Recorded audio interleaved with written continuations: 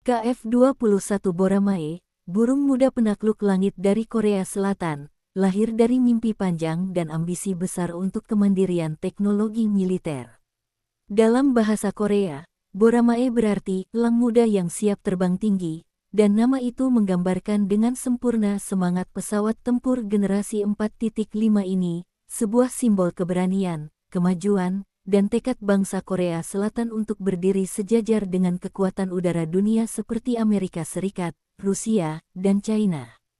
Sejarahnya dimulai lebih dari 2 dekade lalu, ketika pemerintah Korea Selatan mulai merasakan pentingnya memiliki pesawat tempur buatan sendiri, menggantikan armada F-4 Phantom II dan F-5 Tiger II yang sudah menua.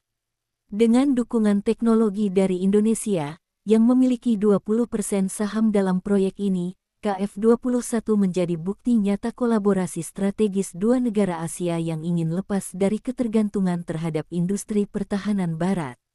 Program pengembangannya tidak berjalan mudah, ia menuntut lebih dari 8 triliun won Korea, melibatkan ribuan insinyur, dan memakan waktu lebih dari 10 tahun dari tahap konseptual hingga penerbangan perdananya. Namun hasil kerja keras itu kini dapat dilihat dalam wujud nyata, sebuah pesawat yang tampil gagah, ramping, dan berotot, dengan desain aerodinamis menyerupai F-22 Raptor dan F-35 Lightning II, tetapi tetap mempertahankan identitas uniknya sendiri. KF-21 Boramae adalah pesawat tempur multirole generasi 4.5, yang berarti ia memiliki sebagian besar kemampuan pesawat generasi kelima namun belum sepenuhnya siluman atau stealth. Namun jangan salah, pesawat ini dirancang untuk menjadi jembatan menuju pesawat tempur generasi berikutnya, KF-X Block 3, yang kelak akan sepenuhnya stealth.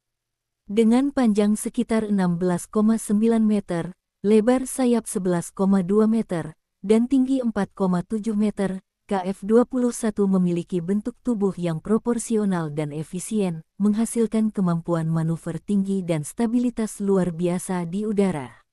Dua mesin GEF-414-GE400K buatan General Electric Amerika Serikat menjadi jantung kekuatannya, memberikan daya dorong gabungan sekitar 22 ton, memungkinkan pesawat ini melaju hingga kecepatan maksimum Mach 1.81, sekitar 2.200 km per jam. Jarak tempuh operasionalnya mencapai 2.900 km, cukup untuk menjalankan misi serangan udara ke udara maupun udara ke permukaan di seluruh wilayah Asia Timur dan Asia Tenggara tanpa pengisian bahan bakar tambahan. Sistem avionik KF-21 dikembangkan secara independen oleh Korea Aerospace Industries (KAI) bekerja sama dengan LIG Next 1 dan Hanwha Systems. Salah satu kebanggaan utamanya adalah radar AESA, Active Electronically Scanned Array, yang sepenuhnya dikembangkan di dalam negeri. Radar ini mampu mendeteksi dan melacak hingga 100 target sekaligus pada jarak lebih dari 200 km. Teknologi ini menjadikan KF-21 memiliki kemampuan deteksi yang setara, bahkan mendekati pesawat generasi kelima. Selain itu, sistem sensor elektro-optik dan infrared search and track memungkinkan pilot mendeteksi ancaman tanpa memancarkan sinyal radar, meningkatkan kemampuan stealth taktisnya. Dalam kokpit, pilot disuguhkan tampilan modern berformat glass cockpit dengan layar besar tunggal multifungsi yang menyerupai sistem pada F-35, lengkap dengan Helmet Mounted Display System (HMDS) yang memungkinkan pilot menargetkan musuh hanya dengan pandangan mata. Semua ini dirancang untuk memaksimalkan kesadaran situasional pilot, sehingga setiap keputusan dalam pertempuran udara dapat diambil dalam hitungan detik dengan presisi tinggi. KF-21 dirancang untuk menjadi pesawat multirole sejati.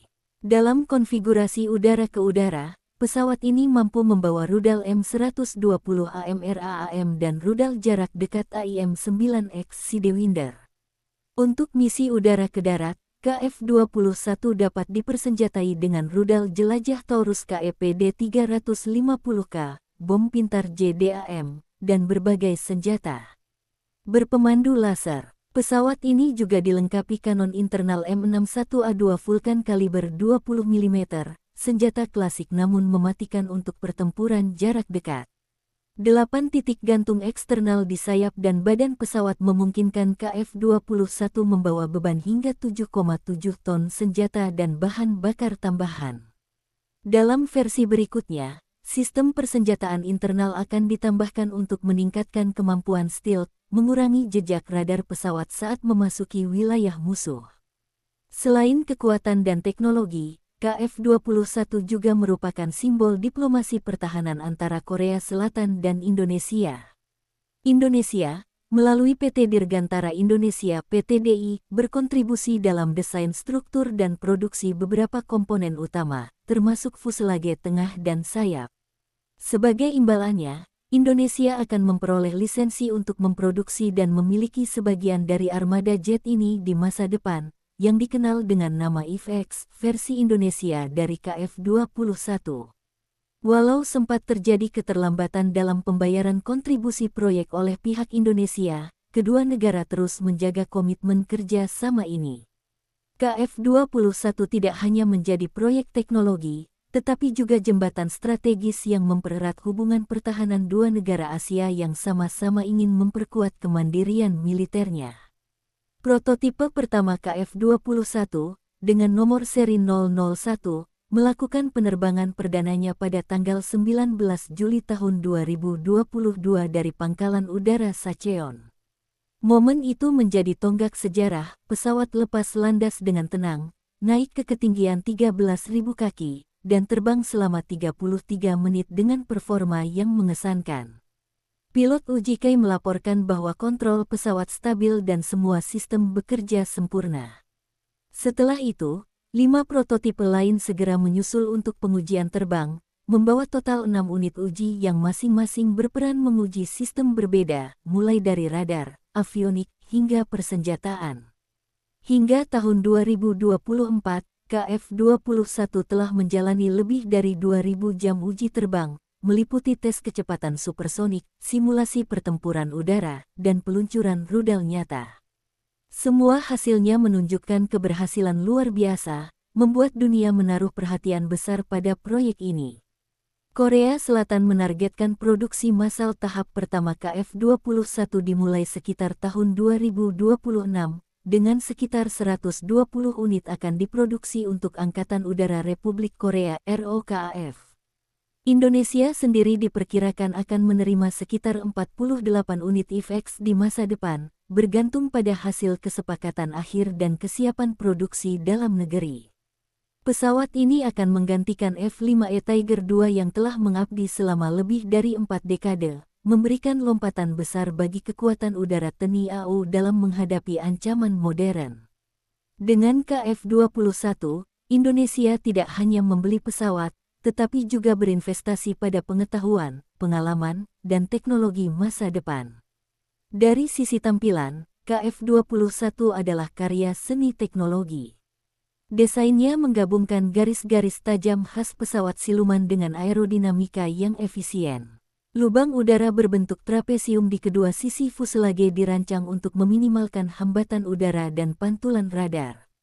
Struktur komposit ringan digunakan di seluruh badan pesawat, mengurangi bobot sekaligus meningkatkan kekuatan. Sistem kontrol penerbangan digital fly-by-wire generasi baru memberikan kestabilan luar biasa bahkan dalam manuver ekstrim, menjadikan Boramae seimbang antara kecepatan, ketangkasan, dan presisi. KAI juga memperhatikan aspek perawatan dan biaya operasional. Biaya per jam terbang KF-21 diperkirakan jauh lebih rendah dibanding F-35, menjadikannya pilihan ideal bagi negara-negara yang ingin meningkatkan kekuatan udara tanpa beban logistik yang berat.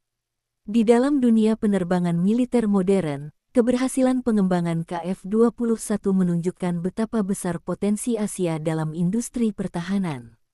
Negara-negara seperti Korea Selatan dan Indonesia kini bukan lagi sekadar pembeli senjata, tetapi juga pencipta teknologi canggih. KF-21 menjadi simbol perubahan paradigma bahwa dominasi langit tidak lagi milik segelintir negara besar. Dengan setiap uji coba dan setiap penyempurnaan, KF-21 melangkah lebih dekat menuju masa depan di mana teknologi Asia dapat bersaing langsung dengan Barat. Keunggulan lain dari KF-21 adalah kemampuannya untuk diintegrasikan dengan sistem tempur modern. Pesawat ini dirancang agar kompatibel dengan sistem komunikasi Link 16 NATO, memungkinkan pertukaran data real-time antara pesawat tempur, kapal perang, dan sistem pertahanan darat. Dalam versi berikutnya, sistem komunikasi ini akan ditingkatkan menjadi Korean Link System yang lebih aman dan terenkripsi penuh. Ini berarti Boramae tidak hanya kuat dalam pertempuran individual, tetapi juga mampu beroperasi sebagai bagian dari jaringan tempur gabungan atau network-centric warfare. KF-21 juga membawa potensi besar dalam industri pertahanan domestik. Proyek ini melibatkan lebih dari 700 perusahaan lokal Korea Selatan dan membuka lapangan kerja bagi puluhan ribu insinyur dan teknisi. Efek domino ekonominya terasa luas, memperkuat kemampuan riset dan pengembangan dalam negeri serta mendorong munculnya generasi baru ahli dirgantara. Indonesia pun diharapkan mendapat manfaat serupa, dengan peningkatan kapasitas PT Dirgantara Indonesia dalam memproduksi komponen pesawat tempur berteknologi tinggi. Dalam jangka panjang, kerjasama ini bisa membuka jalan bagi pengembangan pesawat tempur generasi ke-6 buatan Asia Tenggara, sebuah visi ambisius namun bukan mustahil. Satu hal yang menarik dari KF-21 adalah bagaimana ia dirancang dengan masa depan di benak para insinyurnya. Versi Blok 1 berfokus pada kemampuan udara ke udara, sedangkan Blok 2 akan menambahkan kemampuan udara ke darat. Pada akhirnya, Blok 3 diharapkan menjadi pesawat siluman penuh dengan senjata internal, material penyerap radar, dan sistem kecerdasan buatan yang mampu membantu pilot dalam pengambilan keputusan taktis. Bahkan ada rencana jangka panjang untuk mengembangkan versi tak berawak atau Loyal Wingman, di mana KF-21 dapat memimpin armada drone tempur dalam misi berisiko tinggi. Semua ini menunjukkan bahwa KF-21 bukan hanya produk hari ini, tetapi fondasi bagi masa depan kekuatan udara Asia. Dalam latihan simulasi, KF-21 menunjukkan performa yang sangat mengesankan. Sistem radar AESA-nya mampu mendeteksi pesawat musuh sebelum terdeteksi balik. Dengan bantuan sistem elektronik warfare suite canggih, Boramae dapat mengganggu radar lawan, meluncurkan suar dan chaff untuk mengelabui rudal musuh, serta melakukan manuver HG untuk menghindari serangan. Kecepatan akselerasinya luar biasa, memungkinkan pilot berpindah dari posisi defensif ke ofensif dalam sekejap.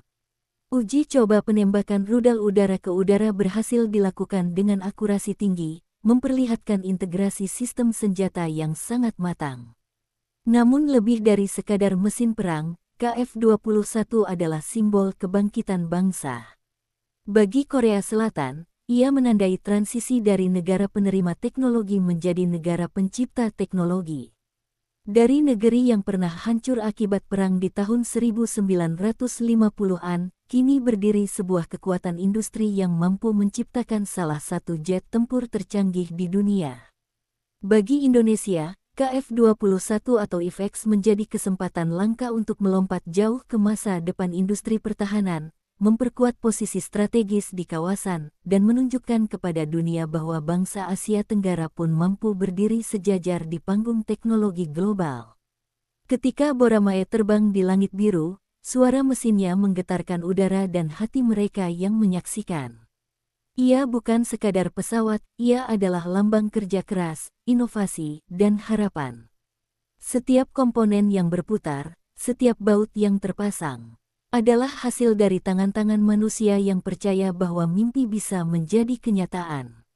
Dunia kini menatap Boramae dengan rasa hormat dan kagum, menunggu bagaimana elang muda ini akan menorehkan jejaknya di sejarah penerbangan dunia.